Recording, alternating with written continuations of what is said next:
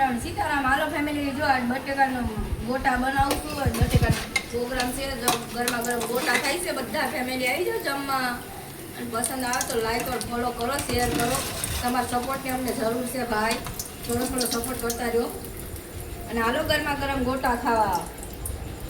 અને લાઈક और ફોલો કરી દો.